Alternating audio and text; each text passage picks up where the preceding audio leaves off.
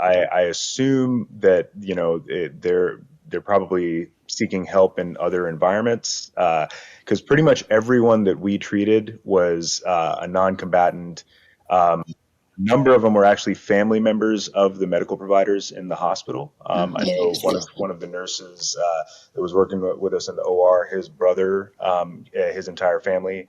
Uh, uh, Most of them were dead, but a few people survived, and we saw them in the ER. And this was in the middle of the night, and then the next morning, that nurse was back in the OR with us. Just getting back to work, and it really is. If somebody was a combatant, I assume they were seeking help in other locations because pretty much the majority of people that we treated were children, women, or known family members of people that we were working with. Doctor, we covered earlier in the week the raid and destruction of Kamal Adwan Hospital, which was in the north. My understanding was it was really the last functioning significant hospital in northern Gaza. What can you tell us about the state of the healthcare system in northern Gaza when you were there, both in terms of facilities, personnel, and also supplies? Uh, uh, we were actually north of the Netzarim corridor, so we were in what was considered northern Gaza, above the Netzarim border. So that's in Gaza City. Kamal Adwan was about another 10 minutes north of us, and Kamal Adwan and Indonesian are the only two hospitals up there, and they're completely non-functional now. There was a discussion of having our group go up to Kamal Adwan because one of the purposes that we serve as European and American teams is sometimes we can be protective for the people that are at the hospital. I think when we left European hospital in Gaza in April, that was part of the discussion is once the team stops showing up, then we know we're about to be attacked. And so going up to Kamal Adwan was not an option. And we knew that hospital was under siege the whole time we were there. And there were a bunch of messages because everyone knows Dr. Hussam Abu Safia up in the area, and we're WhatsApp messaging him and stuff, and kind of getting an update. But it was not very functional even back in November, and now it's completely non-functional after having been invaded and destroyed. Well, yeah, and let me ask about another line of argumentation you hear a lot from Israel and actually from the United States as well about hospitals in particular being used as Hamas strongholds or places of strategy and organization for Hamas, sort of using hospital patients as human shields. What did you see to that extent, if anything, and what do you make of that line, Doctor? I think at this stage that it's a hard thing to continue to push that narrative. I mean, so many hospitals have been destroyed and nothing has been found, or at least shown to have actually been uncovered. The actual hospital functions are what are getting limited. I think the death tolls, and the counts that we're hearing are horribly underwhelming.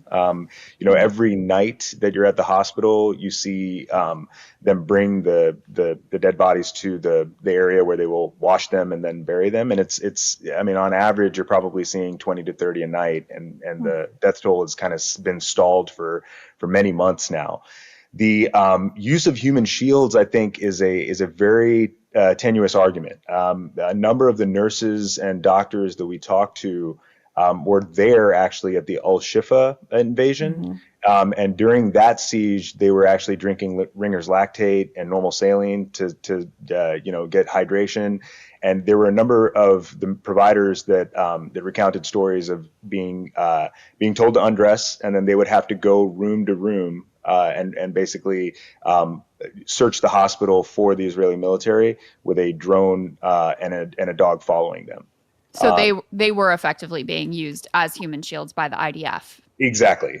And as far as the Hamas using human shields, the challenge is that right now I think there is no real evidence that is being done, because at least in the hospital setting, because for pretty much since a month or two into this war, there have been medical teams in a number of these hospitals, and I don't think there's been one story from any of the American, European, or foreign medical providers of the Hamas coming in and using human shields in the hospital.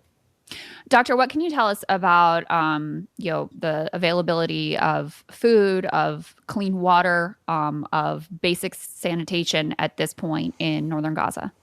It's incredibly limited. I mean, I think, from our standpoint, we go in to try to help and provide medical relief, but we really learn so much from the medical providers that are there already in Gaza. I mean, it is a masterclass in taking care of people with very limited resources. Right now, just equipment-wise, when we were up north, there's basically no external fixators like we were using in the south. They're reusing external fixator equipment that's taken off of other patients when they get fixed or when they pass away.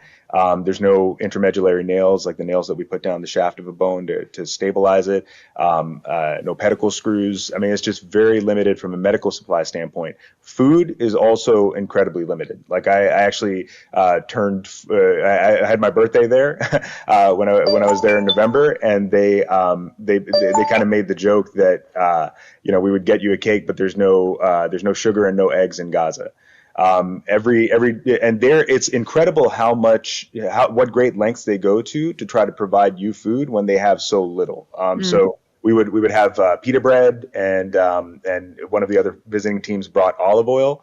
And so we would have pita bread and olive oil in the mornings with the team.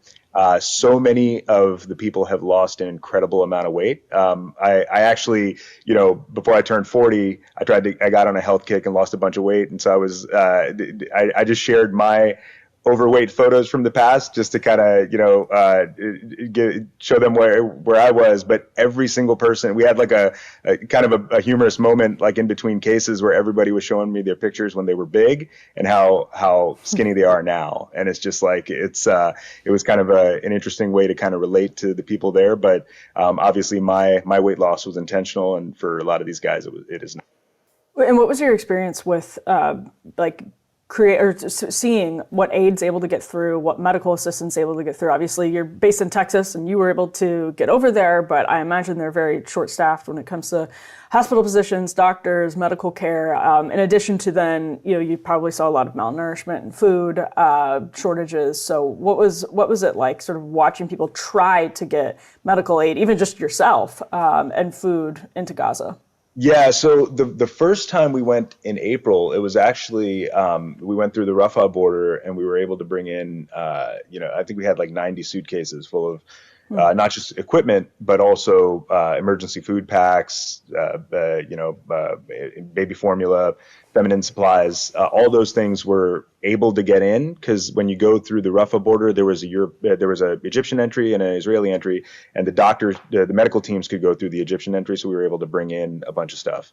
This time, you're going through Kerem Shalom, and you're not really able to bring in anything other than personal supplies. So it's limited to one suitcase and one carry-on, and so we really weren't able to bring as much.